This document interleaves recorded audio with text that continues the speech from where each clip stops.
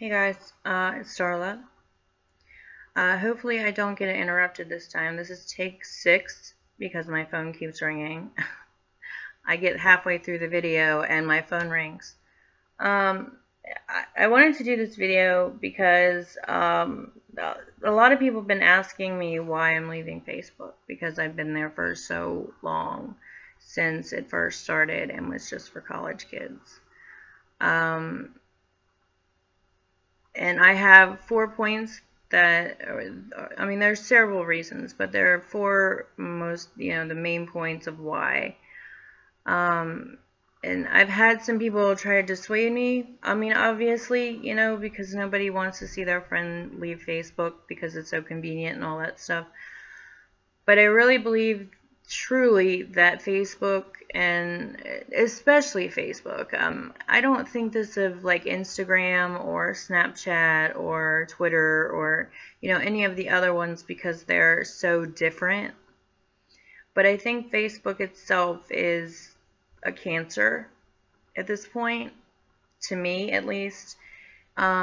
It went from being a time saver and being helpful in keeping up with family, especially family far away. I have family in Iowa, and now that I'm in Pittsburgh, family in West Virginia, and it went from being a good thing to a bad thing, and I can't have that. It's more of a time waster now. I get online and I see notifications on my phone. And of course, you got to check the notifications, and that's kind of like an OCD thing for me. Like if I see that red thing on my phone, it drives me crazy. I have to push it. um, it's just a neurotic thing, I guess. I don't know. I never thought of myself as neurotic, but whatever. Wouldn't surprise me. So yeah, it's gone from being helpful to being just dragging me down. So that's one thing. I waste way too much time on it. Like I spend way too much time just scrolling and scrolling and scrolling and just basically reading useless crap. I mean, memes out the butt. What are memes really? Are they really that important? In the grand scheme of things, especially with me being on borrowed time here. I was given 1 to 2 years without chemo, and I'm not on chemo right now, and I'm on my 2nd year. So I have no idea why I'm not freaking out about that. I guess I've accepted it. I don't know. But the transplant thing, I really have to focus on that. I have to prepare for that. That's where my focus needs to be. Not on Facebook. Not what he said, she said, or, oh my God, what did she say about her? Or, it's just stupid. Okay? And it's wasting my time, basically. And the people that I wanted, like, that I want to catch up on or that I want to keep up with, I rarely talk to anyway. So, like, my cousins in Iowa, I don't talk to them. Like, I see their posts and stuff, their pictures of their kids and all that stuff, but I don't talk to them. And, friends, like, I have a friend in Colorado who, he and I used to be really close, and he helped me a lot through my divorce and everything. And I don't talk to him anymore either. I mean, I don't understand why. We didn't get in a fight or anything. It just, he has his life and I have mine, and they're just very different, and we just don't talk. And now with family in West Virginia, like, I mean, I see their posts and everything, but really, I very rare do I actually talk to them, excluding my Aunt Beth, who, still calls me. She's the only one that calls me. Like, everybody else is just relies on Facebook, and that's unacceptable to me. Like, I want interaction. I want real interaction. I don't want posts from family, especially close family, especially.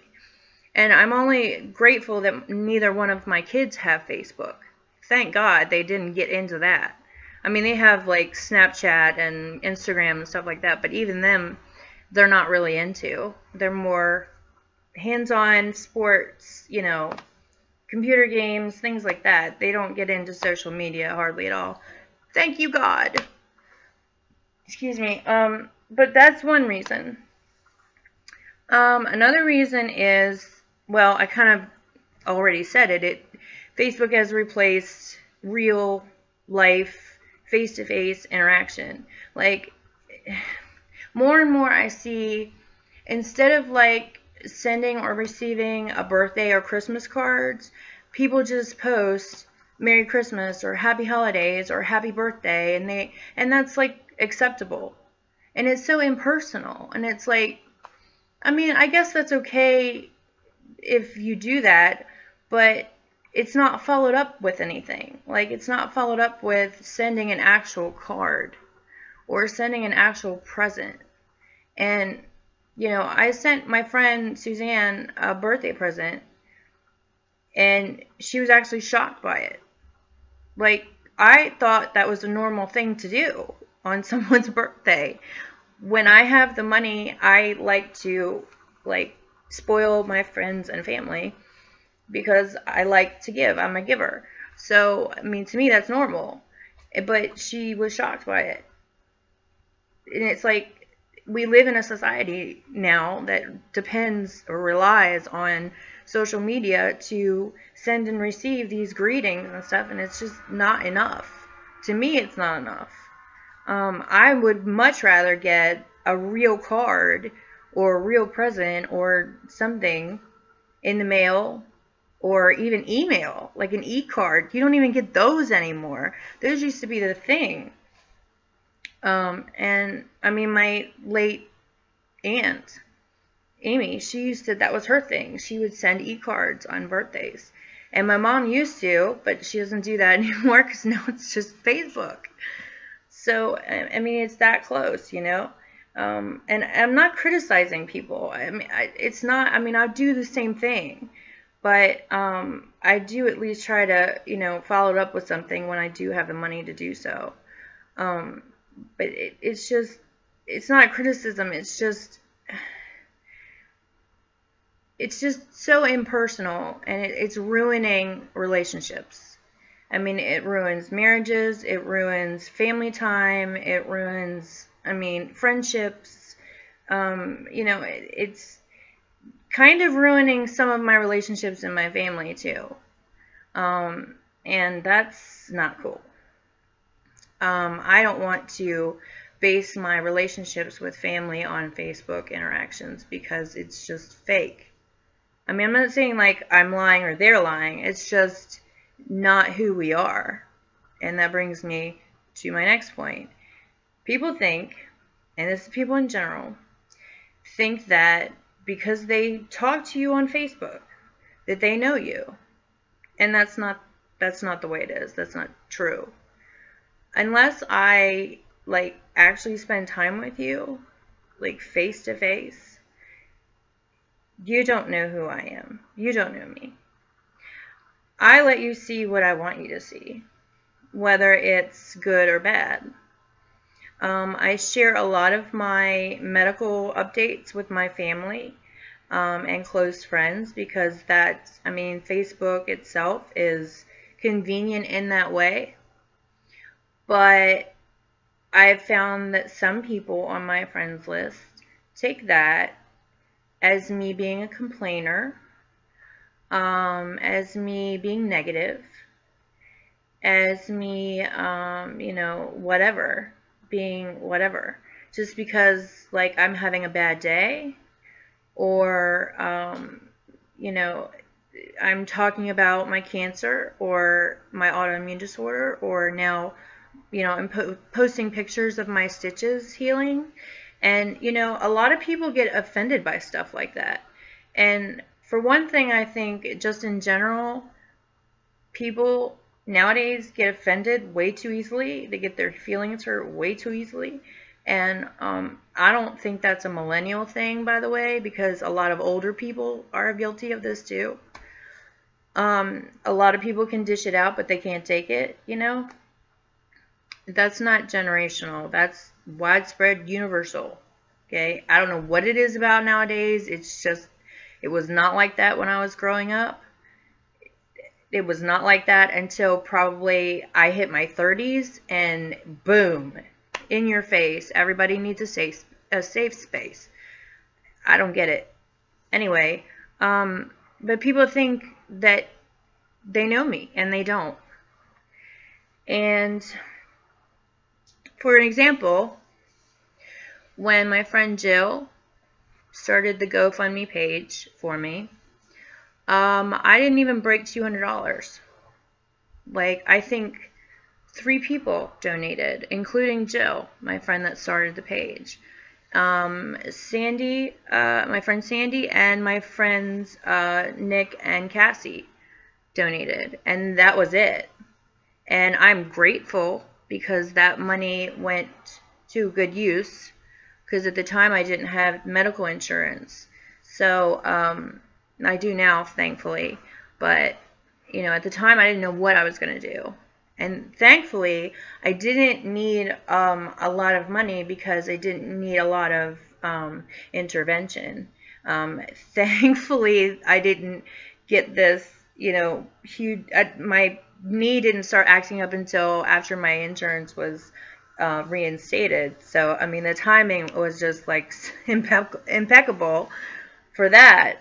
But, I mean, if it was going to happen anyway, I'm grateful that it happened after the fact that, you know, my insurance, that I actually had insurance. Instead of, oh my gosh, without it, it would have been like a disaster. Because I know it's expensive what they did. I mean, surgery and everything. But anyway, so at the time, like, 3 people donated. We had a goal of 7,000 that we just kind of pulled out of the air because we didn't know what we needed. But right before that, I had a t-shirt campaign, and I'm sure a lot of you seen the tags of people, you know, posting their t-shirts and tagging me in them. And the people that donated to that was probably, I'd say 10 or 15 people, probably, out of 50, 60 friends. Yeah, including my family. But my family, I do want to note that, you know, there were a couple in my family who went above and beyond to help me raise money. My Aunt Beth included. She actually helped us do the yard sale. And also my ex-husband, believe it or not, Kevin, gave us the money to move. We would not be here if not for him. So the t-shirt money actually went to renting the U-Haul truck. It was about $600 and some for the U-Haul altogether, and what I raised from the t-shirts was like $794, $795, something like that. So I had a little bit left over, but it went into like moving costs and like groceries and things like that to get us started. So we really had nothing left after we moved. We literally started with nothing. So even the t-shirt campaign brought in not even $1,000. And I don't say that in a way that I'm complaining about it. I'm just stating a fact, okay? These campaigns, they work, but they don't. You know, for what I needed it to do, it didn't reach the goal. And I made a post after the GoFundMe page was created and nobody was donating, and like everybody I knew, like not everybody, but I mean a large number of my friends list was sharing this stuff. No one was donating, but a lot of people were sharing. And so it was getting out there, and I actually started a page. Jill suggested that I start a page just for that. And we, well, I paid like $5 or something like that to boost the post for the GoFundMe page so as to reach more people. Now, that didn't work. I mean, I actually reached more people organically than by boosting and paying for this advertisement. So, words to the wise, don't ever boost a post on Facebook because it doesn't work. Like, seriously, the analytics There was that one was like, it reached like, I don't know, 400 and some people, and like 10 people clicked on it, you know? Like, and nobody donated. That was the whole thing. Nobody donated. They clicked, but they didn't donate. So, I mean, obviously it didn't like touch people or whatever. I don't know. But, so where was I going with this? So I was frustrated because I really didn't know what I was going to do. We were strapped, and I'm on a fixed income. So, and my mom was just starting her new job, and we really did not know what we were going to do. I mean, we were panicking. And I made a post out of frustration, and I was kind of complaining about it, but I made sure that I told the people, that I thanked the people who had already donated, which I am still truly grateful for. And I made sure that I thanked people for the emotional support that they had provided, as well as the prayers. Because, I mean, I know that there are people who can't give money. I know money is tight, and I know, like, the economy is still kind of shaky. So, excuse me, I understand, okay? It was never about the money like it was made out to be, but there were two women, who were loosely connected to me. Neither one of them knew me personally, and probably, like, one of them had never seen my posts. She had only ever seen my mom's posts, and like the posts that I tagged my mom in. That I posted. And the other one had seen probably, I mean, that's how the other one had seen my post too. They were both friends with my mom on her friends list. And what disturbs me about what they did was the fact that they both identified themselves as Christians. And one of them is actually quite preachy. It's like she uses Facebook as her own personal pulpit, okay? And preaches at people, and it's like God this and God that, and literally it's annoying. I mean, I understand if you're a Christian and everything, but don't shove it down my throat, okay? I mean, I'm a Christian too, but I mean, there's a way to do it, okay? And it's not like that. You don't shove it in people's face every other post or every post or whatever. You just don't, okay? Because it gets on people's nerves and you push them away, okay? Even other Christians, like, you're preaching to the choir. We know this stuff, okay? Thank you. But, so these two women took issue with my post. And one of them actually went so far as to take to her own wall about ungrateful people and taking people for granted. And it was very... I mean, it was a veiled passive-aggressive thing towards me. And she didn't even know me. Neither one of them did. And the other one just kind of made comments to my mom, or on my mom's page or whatever. And also to my aunt, who she is also connected with. But I'm not going to go there and drag her into it. But I'm not going to tell you how she's connected to her. But it just really disturbed me, because, I mean, if you really did know me, you would know that that was BS. That I mean, they tried to make it sound like I was all about the money, and that I didn't care about the people that were donating, and I didn't care about the emotional support or the prayers. I mean, they really went, like, out of their way to make me look bad. And I'm like, who would do that? I mean, who really would do that? Christian or not? That is terrible. That is disgusting. I mean, they don't know me. They've never met me in person, neither one of them.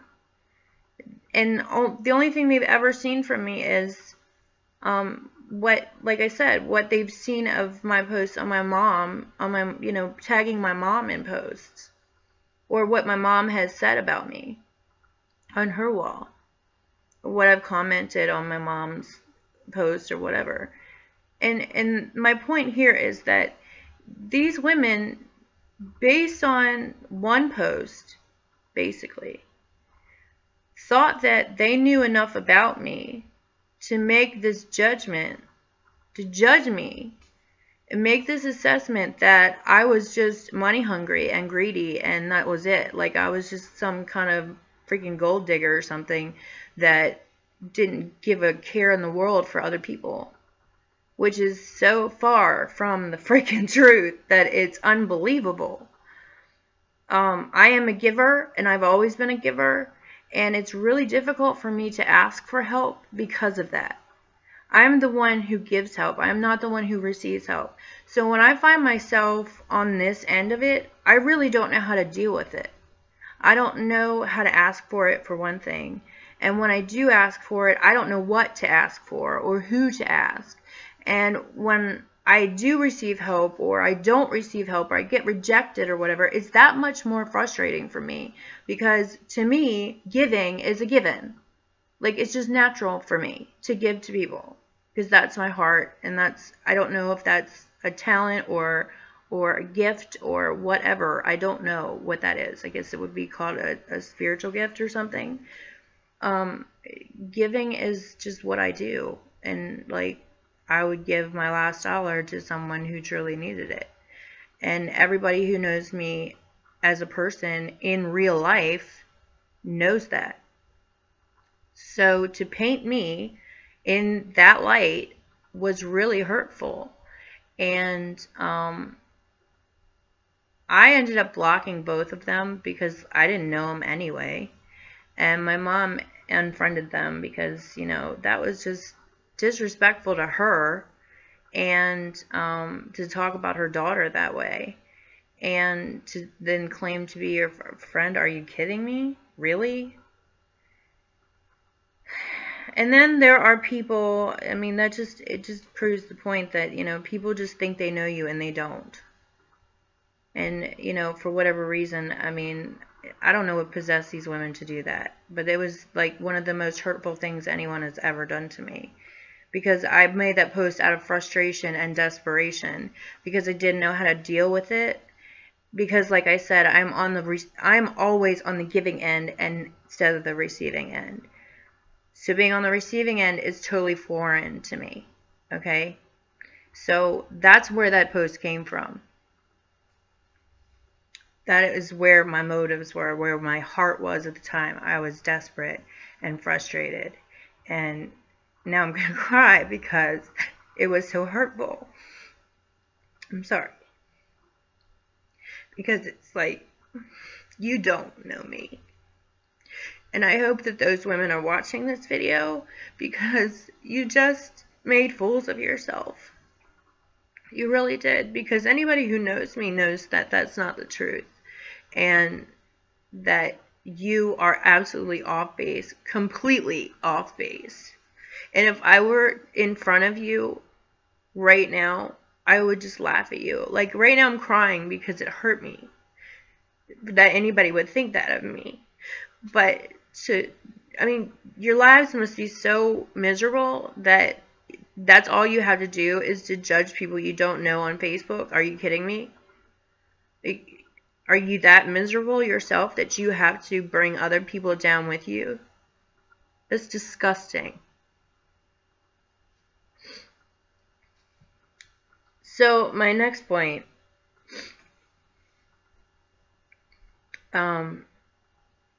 there were some other things too, with family, especially that, you know, I was called, you know, based on, supposedly based on things that I posted on Facebook, which I'm still up in the air about this. I think that this person was told things about me, but I was also told that she had based it on things from Facebook. She had called me self-centered, self-absorbed. She accused me of treating my mom badly, showing me that it made her sick. And again, and this is really bad because I actually do know this person in real life. And it was like, where's this coming from? Like, you don't, I mean, really, you have absolutely no idea what you're talking about. Like, you're so far off base that, I mean, I go back to my point before about being the giver, and you know, it's just this is actually pretty funny to me because when she said it, it was like, whoa, who have you been talking to? But I think I figured it out. I think I know who told her stuff, but supposedly she got it from Facebook, but I just have my doubts because of circumstances at the time. And some people that my mom confided in that now she regrets confiding in. So, yeah, I think that's where that came from. And you, the person who told her, know who you are. I'm not an idiot. So, anyway, I mean, there were not a lot of people, but a couple people who have had similar things to say, not about like how I treat my mom or that I'm self-absorbed or whatever, but you know, other negative things to say about me based on what I post on Facebook. And it all goes back to the same thing. People think they know you when they really don't. And however I come across on Facebook, you see what I want you to see. Period. I'm not that person. I mean, that may be a side of me, but I'm more than my Facebook posts, just like you are, more than yours. So unless, like I said, unless you know me in real life, you don't know me. The only exception would be, I think, the women that I know through Jill, only because the way that I know them is from a completely different platform. It's not a social media thing. It was a message board thing. And I shared my deepest, darkest secrets with a lot of these women, and they reciprocated with me. And we just know too much about each other to not know each other. We saw the good, the bad, the ugly, and the stuff that we would never tell anybody else. And I mean, you know, we just know a lot about each other. So that would be the only exception. And most of them I've never met in person. But I do consider a couple of them my very close best friends.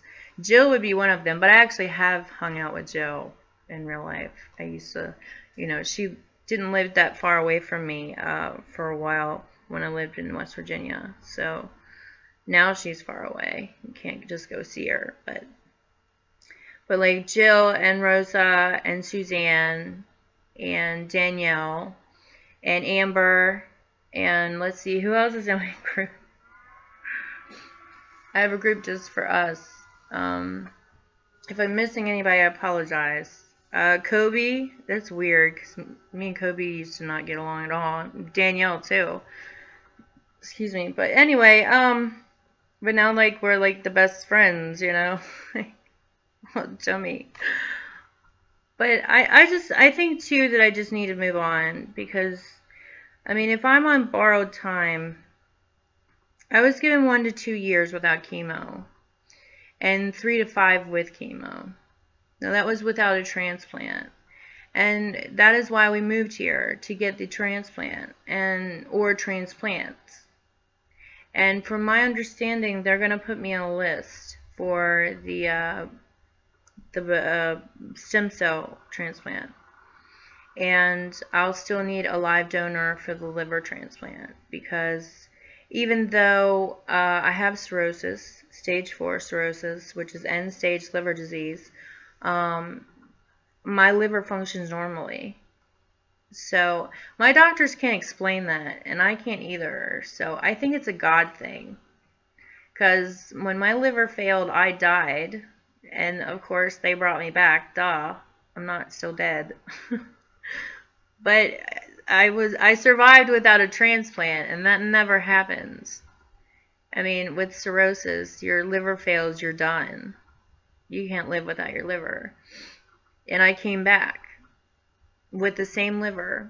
in the same disease and everything, and my body just kind of spontaneously healed itself. So I think that was a God thing. I think that was a miracle. And I think it's still a miracle that I do have this stage 4 cirrhosis and my liver continues to function normally. And before I ended up with the cancer, I was told that I probably wouldn't need a transplant, liver transplant, for another 20 years.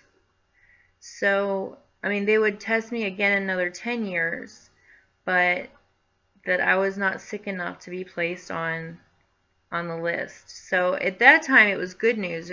Right now it's kind of bad news, because that means even though they'll probably put me on the list for a cadaver liver, I won't be high on the list. And the only way that I would like be high is if or become so, like go to the top of the list, would be if my liver started to fail during the stem cell transplant, which would be like a time crunch, literally, because my liver could fail and I could be dead within hours or days or, weeks, or, I mean, really, we don't know, because, my liver failed last time over the course of like a few weeks. It was gradual, but it could just be acute liver failure this time, and well, that was still acute quickly, but versus chronic over months or years or whatever. But it could just be snapped just like that and I'm dead. I mean, who knows? We don't know what to expect is my point. So my focus needs to be on that. I'm preparing for that. Especially now that I'm laid up and I was eating good, I was exercising, I was, mentally getting there and psyching myself up, and then I got this infection and now I'm laid up and it just halted everything. So I don't know what's going to happen with that. I don't know where that's going to go or how that's going to affect anything. Hopefully I can still have some of the pre-transplant tests. But regardless, my focus needs to be on my medical situation, and it's not. It's on Facebook because of all the drama and the stupid he said, she said crap, and, people labeling me and judging me and stuff, and it's just stupid. It's dumb. And it's wasting my time. So it's time for me to move on. I have things I want to do. So if I am on borrowed time, I'm already into my 2nd year, there are things I want to do before I die. And one of them is write a book. And I was like in the middle of writing a book about Martinsburg heroin addiction before I moved, but because I moved, that got shot to hell. So that just never happened. I couldn't put my mind back there now if I tried. I just couldn't get back there, and I wouldn't want to be honest with you. And I want to start my blog finally.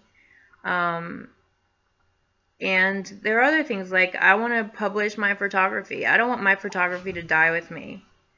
It's still on my hard drive, on my external hard drive in my bedroom. And the freaking dog is making weird noises. I think she's dreaming. Dearest, are you okay? She's like barking in her dream. It's funny. It sounds like little bubbles. So, and I, like I said, I need to prepare. I need to prepare my mind and my emotions and my body physically and spiritually too for these transplants, because it's a big deal. I mean, the move and the surgery and all that stuff was hard, but the hardest is yet to come. What I'm facing is I'm up against a wall physically. The odds are almost impossible, and it's going to take probably divine intervention to save my life. I don't expect to come out of this alive. I don't. And it's not negative thinking. I'm a realist. I don't look at the world as what it should be. I look at it as what it is. And I look at my situation as what it is. I mean, if you want to ignore it, if you want to deny it, and I think a lot of my family members are in denial, um, because we've lost so many already, they don't want to lose another one. And I know losing me would be really bad for my parents because I'm an only child, not to mention my kids, and I still have a relationship with my ex-husband. So, you know, I know that he would be devastated. So, I mean, there are a lot of people that would be completely heartbroken and devastated if I die. But that's what's going to happen. I mean, if I don't do what I should do and do as my doctors tell me to do and focus my attention on getting better, that's exactly what's going to happen. And I can't stress myself out with he said, she said, who's judging me today? What are we offended by today? Or political BS every other freaking post I see, and stupid memes, and, I mean, just crap, just clutter and crap. That is what Facebook has become for me. And I'm not saying you should leave. What I'm saying is that for me, I've got to go. Because it's just, enough is enough. I've had enough. And my decision is made. I'll still have my Instagram to post my pictures and stuff if you want to follow me there. My name, I'll put my name, it's Roskella, but it's spelled weird, so, and I have a Snapchat too, because I like Snapchat filters. I think they're cool. I have fun with those. But that's the way social media should be. It should be fun, and Facebook is not fun for me anymore. So what that account is going to be, I'm going to kick everybody off and use it as a games account for the games that I play on there. And the only people left are going to be the people that play those games with me. And that most of them are strangers. So I'm sorry if it upsets you, or that if you don't keep in touch, that's your prerogative. I mean, I'm sure that this will be saying goodbye to the majority of you, because the majority of you probably won't keep in touch, because really your options are to follow me on Instagram for those updates, those photo updates or whatever, or subscribe to my YouTube channel for videos, my medical updates and stuff, or my blog, which who knows if that'll be regular, because I have another writing job that I was offered that I think I'm going to take back in West Virginia for a new publication. So I'll announce that later, but that's in the workings right now. I was just offered it, so I've been thinking about it. But anyway, yeah, so it's time for me to move on. And I just told you why. So, not just one reason, but lots. So this video is almost it's like 38 minutes long now. So that was a long one. That was probably the longest one I've ever done. And I apologize for the length, because I ramble and I get lost in my examples and my my illustrations. Not to mention I'm very tired because my sleep schedule is so messed up right now. I'm on nights, and I stayed up all night last night, and then I stayed up all day. Today I went to church and all that stuff, so I'm very, very tired and ready to go to bed. So 40 minutes later, we get to the point. It's time for me to go from Facebook, from the whole click thing. So you guys have my number. I posted it. If you don't and you didn't get it or whatever, just PM me on Facebook and I'll give it to you. If you'd like to text and call or whatever. And my email, if you want that. Don't be sending me forwards though, because I'll block you. I don't like those. Don't send me chain mail, please. Like I said, my YouTube channel, my blog, which will be connected, and my Snapchat or my Instagram. And I'll put my Snapchat and Instagram names in the description for you. So it is 40 minutes. So I've got to go and stop talking. I ramble when I'm tired too. So that's it, guys. I'm out of here. I'll see you on the flip side. Later.